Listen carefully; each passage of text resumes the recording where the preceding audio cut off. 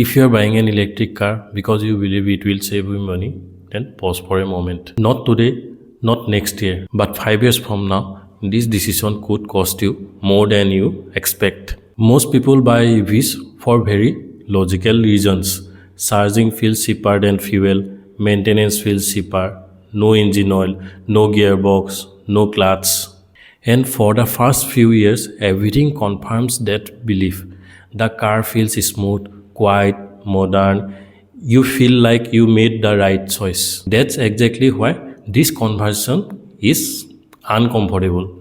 Because the real cost of owning an EV doesn't show up on invoice. It doesn't show up in the first year, and most first owners never experience it directly. But every long-term buyer eventually does, and that's what this video is about. 5 years is not an arbitrary number. It's when warranty usually ends.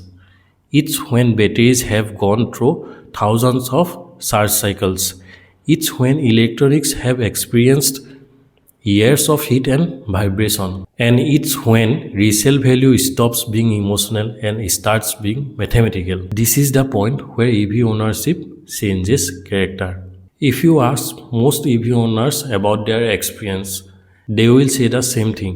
It's been perfect, no problems at all. And they are not lying. EVs are designed to feel perfect early. The problems are not dramatic, they are delayed. And delayed problems are the most expensive ones. Before we talk about batteries, we need to talk about resale because this is where EV ownership quietly become expensive. Used EV buyers don't ask simple questions. They ask uncomfortable ones. How was it charged? How often it was fast charged?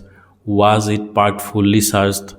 Was it driven aggressively? And here is the problem. They almost never get clear answers. That uncertain become a discount. Not because the car is bad, but because the risk is unclear. Markets punish uncertainty faster than wear. Now we talk about batteries. No replacement, just degradation. Every battery loses capacity over time, slowly, predictably. After 5 years, many EV may lose 10 to 20% of usable range. That number doesn't sound scary until you remember you don't own the car forever. Daily driving hides degradation, short trips hide reduced range, home charging hides stress. So the first owner rarely feels it, but the second owner prices it. That's the disconnect. Usage hides the cost, resale reveals it. Now let's talk about charging. Yes, electricity is cheaper than fuel. Long term charging isn't just about price. Fast charging is convenient, but convenience has a cost. Heat, stress, and accelerated wear. Again, you don't feel it immediately, but buyers notice patterns later. EVs don't age mechanically, they age electronically. Cooling systems, sensors, control modules, these systems don't fail loudly, they fail quietly. And when they do, repairs are not simple.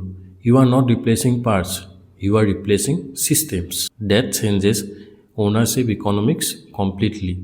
This is why first owner often defend EVs passionately. Their experience is genuinely positive. The real cost shows up later, often after car changes hands, which affects the entire used car market, and the market determines how much the car is worth.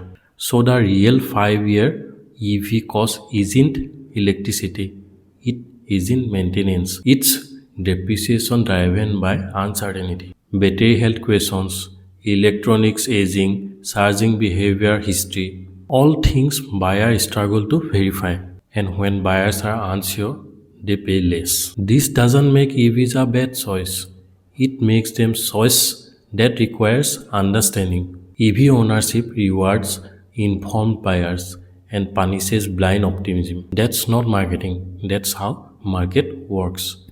In the next video, I will explain why EVs resale values behave so differently from petrol cars and what buyers do to protect themselves. And lastly, if you want engineering truth, not sales talk, then subscribe.